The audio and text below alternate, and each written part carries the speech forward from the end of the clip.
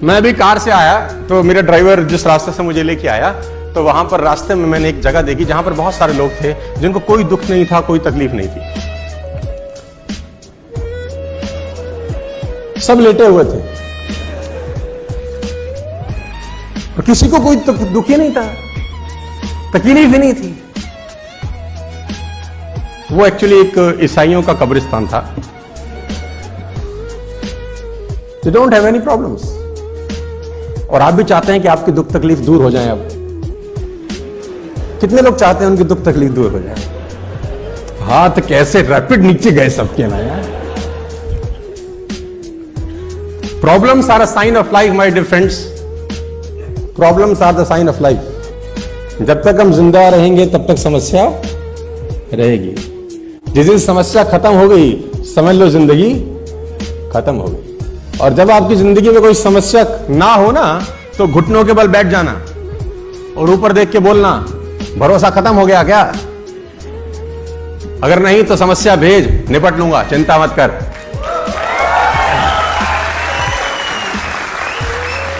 आपकी समस्याएं मैं खत्म कर दूं, कर सकता हूं, तरीका है। वो लेटा है, उसको मार, उसको कोई तकलीफ नहीं, उसके नाक में घुसंड मार, घूसा मार, दबा दे, तकलीफ होगी उसको।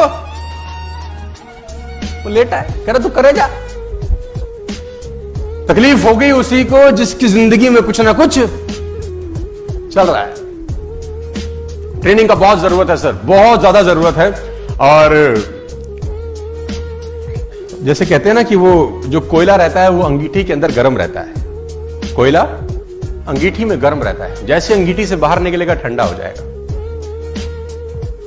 ऐसा समझो कि बहुत सर्दी पड़ रहा है, कहीं बहुत सर्दी पड़ रहा है और आप किसी रूम में हो, बाहर है -12 डिग्री, -14 डिग्री, -15 डिग्री टेम्परेचर, अंदर अलाव जल रहा है। अलाव समझते हैं आप लोग? आग जल रही है, बॉन फायर जला रखा है आपने, उसमें लकड़ी डाल रखी है अंदर और -15 डिग्री बाहर है। आप अलाव के पास बैठे हैं, आपको सर्दी लगेगी कि नहीं लगेगी? नहीं लगेगी ना। जैसे जैसे अलाव से दूर होते जाएंगे सर्दी लगना महसूस होता जाएगा कि नहीं होता जाएगा? बाहर जितना भी टेम्परेचर है, अगर आप अलाव के पास हैं तो बाहर का टेम्परेचर आपका बाल भी बांका नहीं करता। क्या मैं ठीक हूं?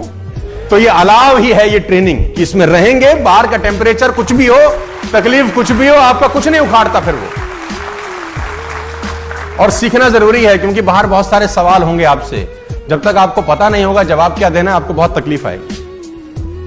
वो एक बहुत पुरानी सी कहानी है कि एक आदमी ना आंख चेक कराने चला गया। बहुत जगह सुनाया मैंने। आंख चेक कराने गया तो वेटिंग थी, तो सोफे पे बैठ गया। जो ऑप्टोमेट्रिस्ट था वो किसी आदमी की आंख चेक कर रहा था। तो उनके पास एक चश्मा सा रहता है ना, जो खाली रहता है अंदर। तो उसने उस आदमी को चश्मा लगाया और उसमें एक शीशा डाला। अब दिख रहा है तुझे? तो बोला ना। तो उसने बोला शीशा निकाल के दूसरा डाला। बोला अब तुझको दिखता है? तो बोला नहीं, थोड़ा थोड़ा दिखना शुरू हो गया। अब ये बाहर बैठ के ऑब्जर्व कर रहा है उसको। फिर उसने तीसरा डाला। बोला अब, कह रहा अब थोड़ा सा साफ हुआ है।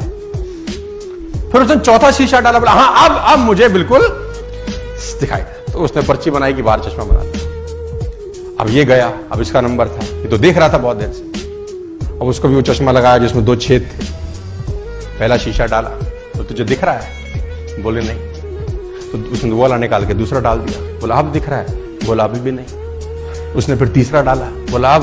बोला अभी भी। चौथा नहीं, पांचवा नहीं, छठा नहीं, सातवां नहीं, आठवां, जितनी ट्रे थी सारे डाल डाली। अब कह रहे नहीं। तो जो चेक कर रहा था उसने बोला नहीं पढ़ा जा रहा? कह रहा नहीं। बोला पढ़े भी हो? तो बोला नहीं, इसलिए तो पढ़ा नहीं जा रहा।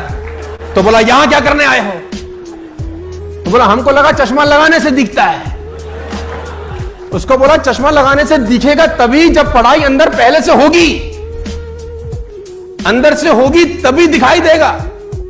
अंदर से होगी ही नहीं तो दिखाई। मैं चाइनीज लैंग्वेज लिख दूं यहां, चाइनीज, कुछ चाइनीज ची चू चा चा चू है, ऐसा कुछ लिख दूं तो तुम पढ़ पाओगे क्या?